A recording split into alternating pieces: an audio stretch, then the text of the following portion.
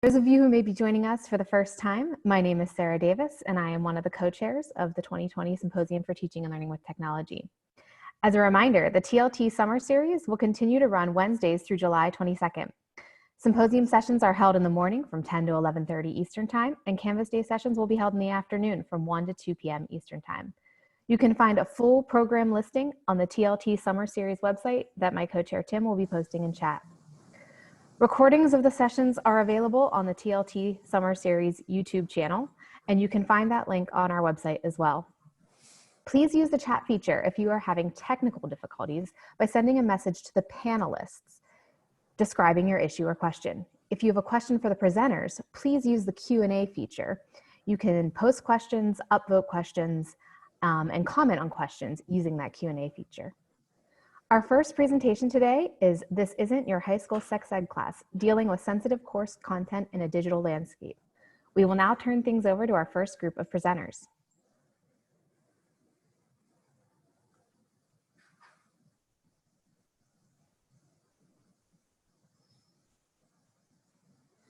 Good morning, everybody, and thanks for joining us this morning.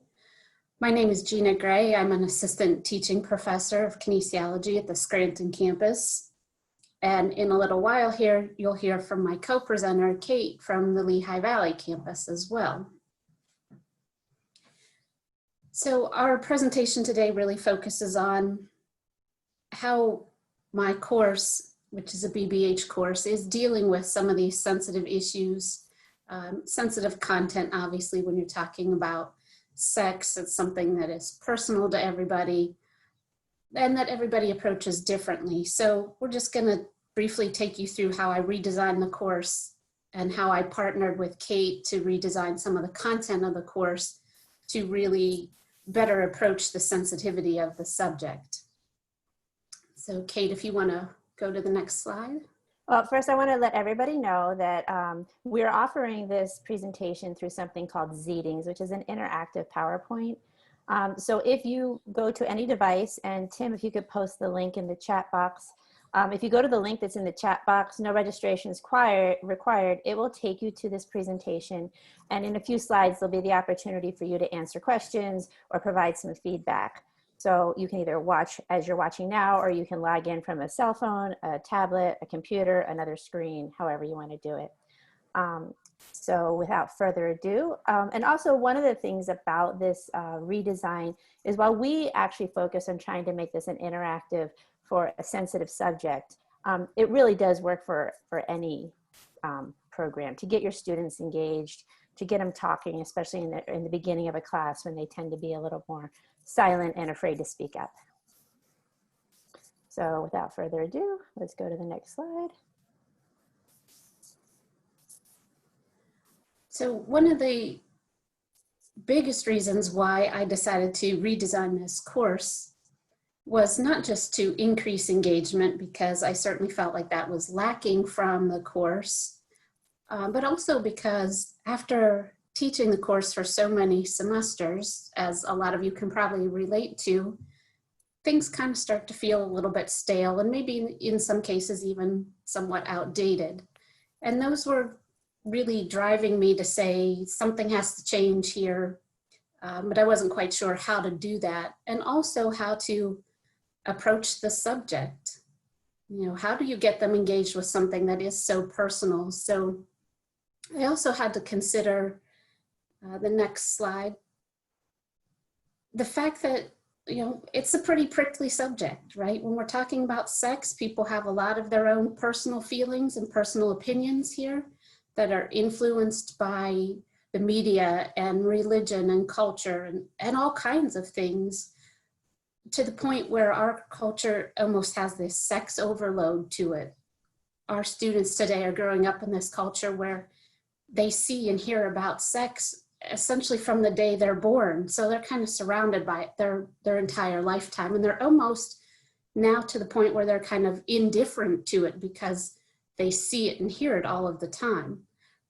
But they're not necessarily understanding what it means or how it applies to them. So I also wanted to redesign the course to really help them focus on how do they process what they're seeing? How does it apply to them? How do they talk about it?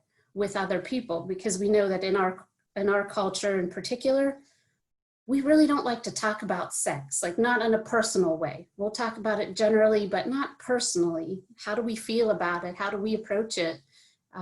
How do we engage with it, right? And that's something that really needed to change in this class. And as you can see on the next slide here, not only was I trying to deal with how I was feeling about delivering the content, the students were giving me their feedback on the SRTE and kind of saying, you know, it's for a class about sex, it's really not very exciting, if you will. There wasn't a lot of interactivity, and there were too many PowerPoints and too much kind of sitting and listening versus engaging with the content.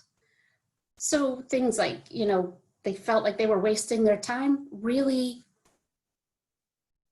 as a professor, that kind of really gets to the heart of things and makes you feel like, oh, I'm not doing such a good job here, and really made me want to change that and improve on that. So in order to do that,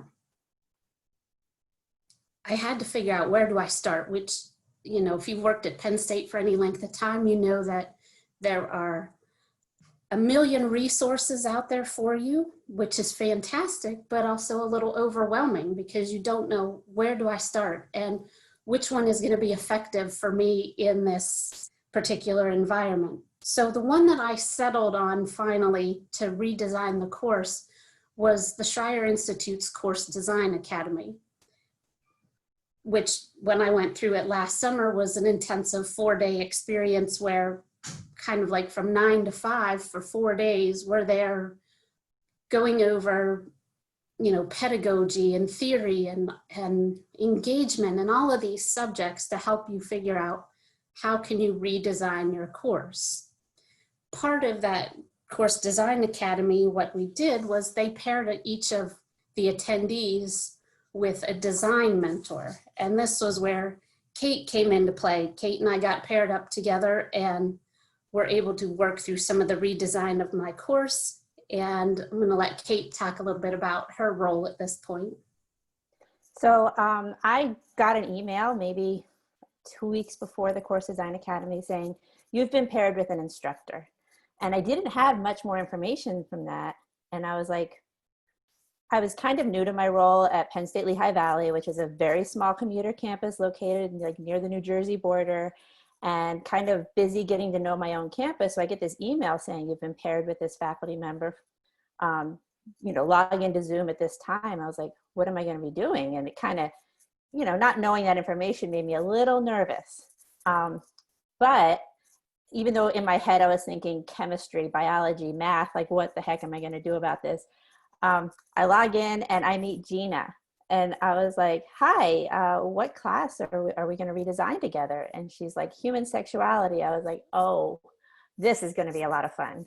And honestly, to this day, Gina and I have never met face to face. We have only met through Zoom, but we have spent hours and hours together just chatting.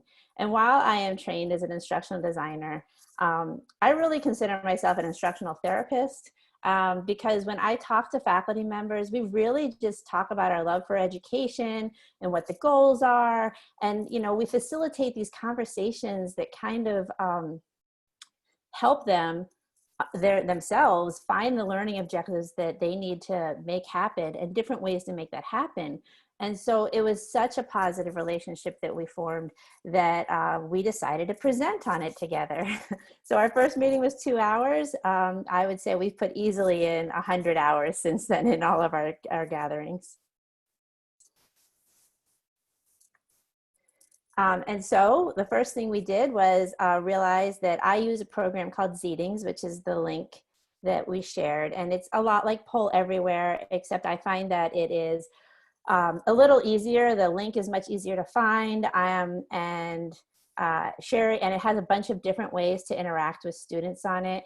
And I gave some examples. They're coming up shortly. And Zoom. So obviously our collaboration was literally controlled by the letter Z. And SEX. Those are the letters that really controlled it. So this is our first Zoom poll. And there's different kinds. So in this one, we're asking your opinion. You know, how was your high school sex education class? How would you describe it? You can pick more than one answer here. So, and as you pick an answer, the percentages will change. You have the option in Seedings to have it appear immediately, or you can keep it hidden until the next slide, which I have an example of a different question that way. But, you know, getting the conversation started on your first day of VBH 146 can be, you know, you're sitting in a classroom with what, 25 people, at least at Scranton, right?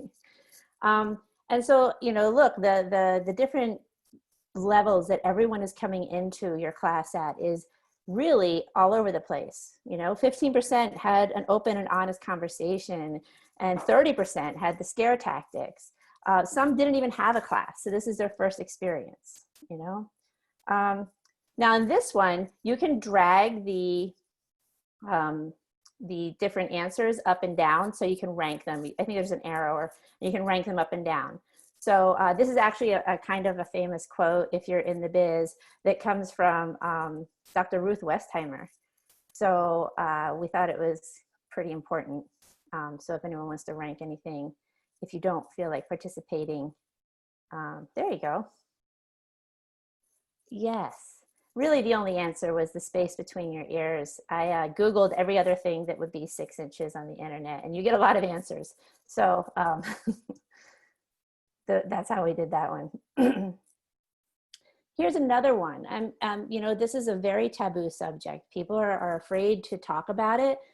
But when you're in a classroom and you can see that people have had the same experience, I think it lowers a little bit of your fear of talking about it or feeling so alone about it. Maybe that's the right answer.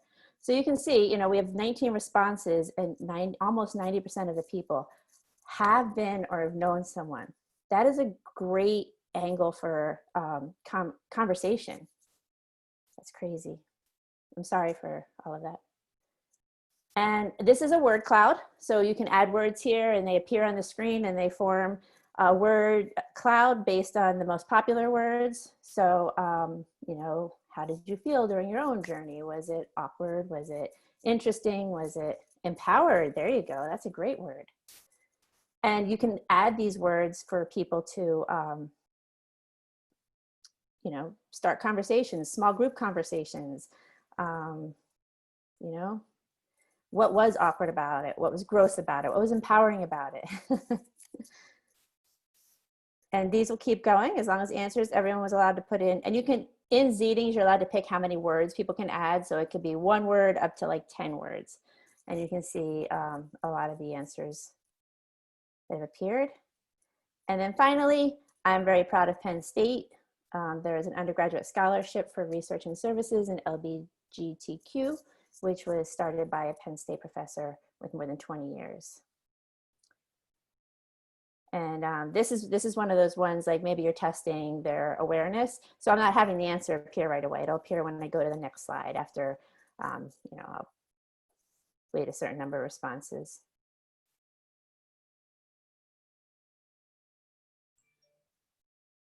There you go.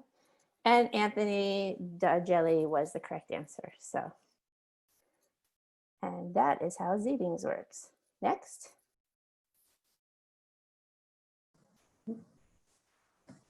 Well, thanks for everybody who voted for me for that question. Like Kate said, we've never actually physically met each other. We've done all of our work online. We've used the technology that Penn State provides. We've used Zoom, we've used Office 365 to share PowerPoints. We've played around in Seedings. We've done all of this stuff without any need really to meet face to face.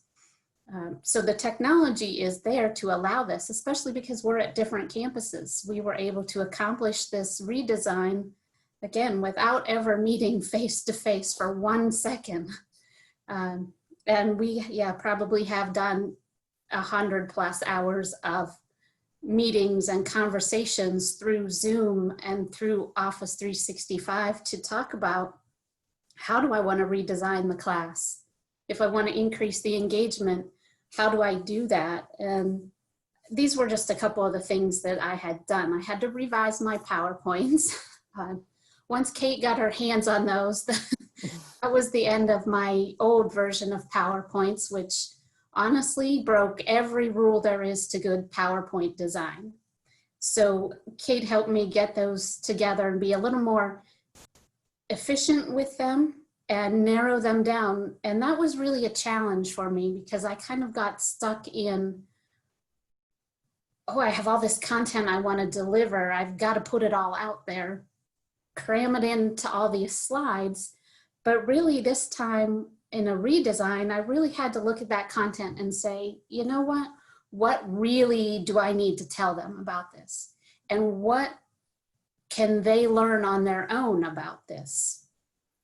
So that kind of changed my focus of the class a little bit from, I've got to deliver all this information to, no, I need to teach them how to find the information, especially because sex is a subject matter that is going to be with them for the rest of their life. They should know how to access this information. Where are, good, reliable websites, for example, for them to get answers to their questions, right? I can't teach them all of this stuff at one time. In one semester, I can't teach them everything they need to know about sex. So I changed that approach to, I need to teach them how to find the information on their own. I'm not going to be with them for the rest of their life to be able to answer all their questions. So they needed to really start figuring out how to find the information on their own. And when it comes to sex, where could they find, again, reliable, scientific-based information, right? So we did several activities on how to find that information, how to assess the website and say, yes, this is reliable information. The library has a good tool on there for evaluating your resources that can help you say, this is good, this is not so good. So I changed that focus, and then I took the whole format of the class, and instead of teaching the way most of us, if we ever had a sex education class, learned, I changed it from, let's talk about anatomy today, let's talk about STDs next time, let's talk about contraception the next time. Instead of teaching topically, I changed it to teaching developmentally. So starting from the day you're born, here are the things that might affect you from a sexual standpoint, right? And we started with the day you're born and we went all the way through till essentially the day you die. And in each age group throughout there, we talked about the topics that were relevant to that age group. And some of the topics build on each other.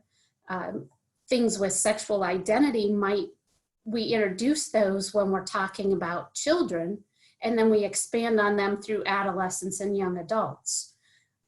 So what that approach did was give the students a better understanding of how important sex is in their life, regardless of how they choose to act on their sexuality or what they do with that. This design helped them see that it is an important part of my life, no matter how old I am. So I changed that entire approach to teaching the class to that developmental approach, if you will.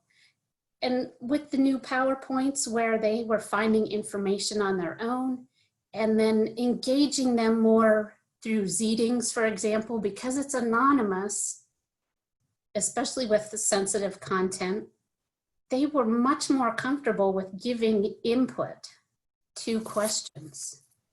They could answer any question completely anonymously, and they didn't ever have to talk about it if they didn't want to. So the Seedings have been a great tool, and actually the students have asked, can we do more of these? But I don't want to be overwhelmed by, let's just do another Seedings and spend the whole class on Seedings. But that's one tool that's out there that, because of its anonymity, works really well with sensitive content. The class, if we want to go to the next slide, there we go. Like I said, stressing, finding accurate scientific information. Use the library's website. that also increased their engagement with the content because they had to go find information to bring back to class. It wasn't just me bringing the information anymore. And side note, I don't teach with a textbook, so they couldn't just rely on looking it up in the book. They had to go out and they had to actually find the information on their own. So it really benefited them to know how to assess that information, how to evaluate it and say, this is good information. And then we also updated the videos that I used throughout the class, and I actually added a few more videos. As Kate suggested, TED Talks actually has some really good talks in there pertaining to sexual identity in particular that I was able to incorporate, and the students really enjoyed, you know, the change from me talking to somebody else talking to them doing a Seeding, where we were always changing what we were doing. So the first time I offered the class, which was fall 2018, I had 22 students in here, and this graphic simply is based on students self-identifying either during a class discussion or in some assignment that they had to do. So there was no official polling on my part to ask them their identity. They revealed this stuff to me on their own. The reason that such a large percentage seems to be unknown is that includes the group of students who may have said that they were heterosexual, but it also includes the rest of the class who never identified in any way throughout the semester. So we put them all together because I cannot assume someone's identity just because they didn't reveal it to me. I can't assume they're heterosexual. So you can see we had several different identities in that class. So we really had to be cognizant of that as we went through certain topics like sexual identity and how do you process that and how do you deal with that. So that was fall 18, like I said. That was the first offering of the redesign. By this past fall, when I was going through the course again, fall 19 was the first offering of the redesign. So I compared the fall 18 SRTEs to the fall 19 SRTEs and noticed, those first two questions. If you're a professor, you know how much were evaluated based on those first two questions on that SRTE. The quality of the course improved 9%, which I would say was pretty substantial, and the quality of instruction went up 12%. So they were pretty great changes for the positive. And the students also had a lot of positive comments in the open-ended questions. They enjoyed group discussions that we did and different points of view. The polls, they love the polls and the Seedings. Because they're anonymous. They really enjoyed that. So I had lots of positive comments this time. This first time through the redesign, there were no comments to the open-ended question that says what could have been done better. There were 0 comments there. I got all these positive responses. It was interactive, it was safe. They enjoyed the structure where we moved from a Seeding to a little bit of lecture to a group activity, right, without invading any kind of privacy in that process. So overall, there were challenges for sure. Like I said, letting go of how I had done it with those overwhelming PowerPoints, working remotely with a colleague to work with Kate solely through Zoom.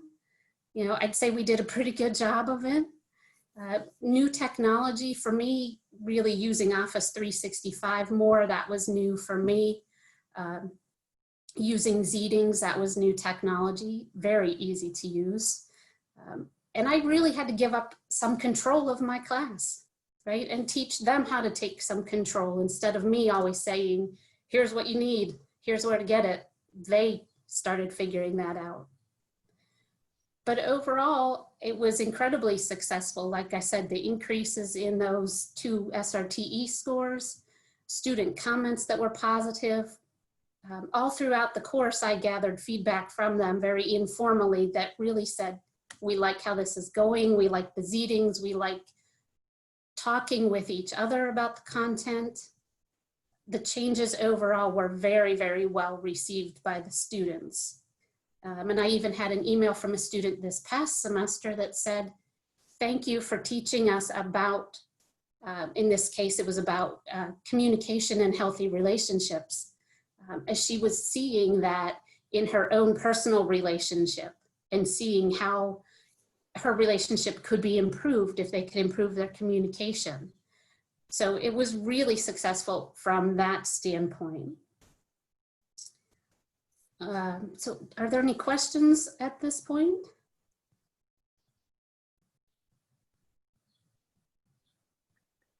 Do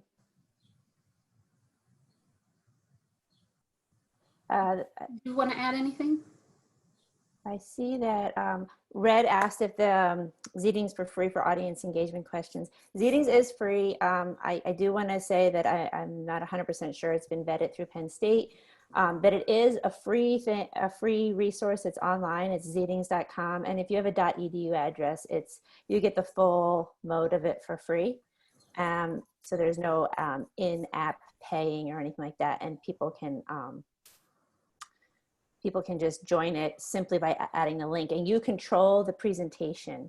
So yes, Michael Moni just asked in Zoom, I was just sharing my Seedings screen. So in Seedings, you can just have a poll, or you can import your PowerPoint into it. You can play videos into it. There's an entire array of options you have for making it the full presentation, so you don't have to skip between apps like PowerPoint and a poll everywhere type of thing.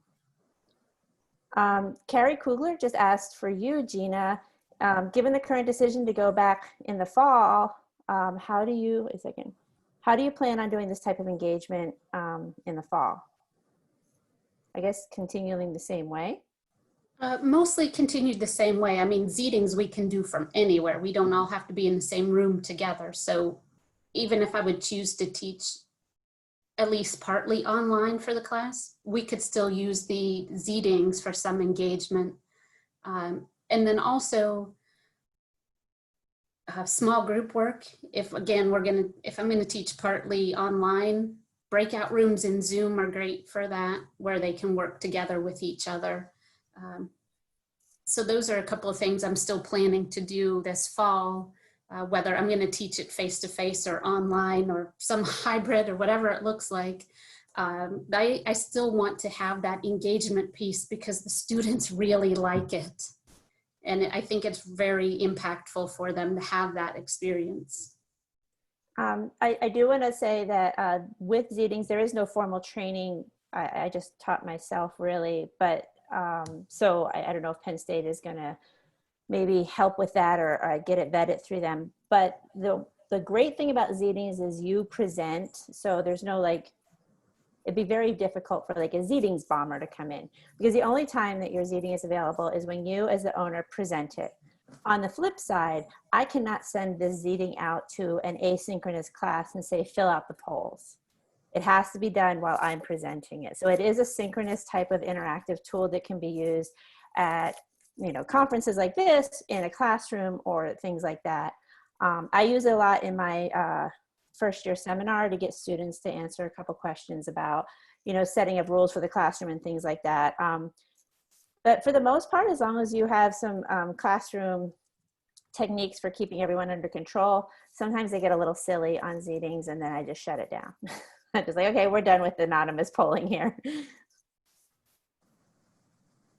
I think that's all the questions. Is there a class size limit? It's huge if there is. I think it's like 500, kind of like Zoom is. So the class size limit for Seedings, the link is shareable by everyone.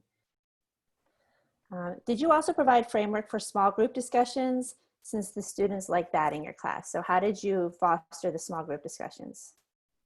The small group discussions were kind of centered around some reflection scenarios that I might give them, with a list of questions. Then, if you were in this position, how would you have handled this situation? So there was some guidance in that regard, but other than that, there were no other guidelines like everybody has to contribute or everybody has to contribute, X number of points of information or anything like that.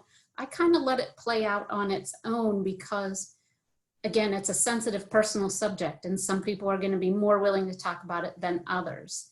The only thing I asked them to do was make sure their conversation was not dominated by one person in their group, that everybody who wanted to speak would have a chance to do so. And do you have any asynchronous options that might be So similar? I'm so sorry to interrupt. This is an amazing conversation and I hate to cut it off short, but we do need to transition to our next presentation. But Gina and Kate, thank you so much. And if you have time and are able to stick around, maybe you can answer some of those questions in the chat by typing the answers. There's an option to type answers in the Q&A if you have time to do that. But thank you. This was a wonderful presentation. We have great conversations and I always hate to cut these off, but we are on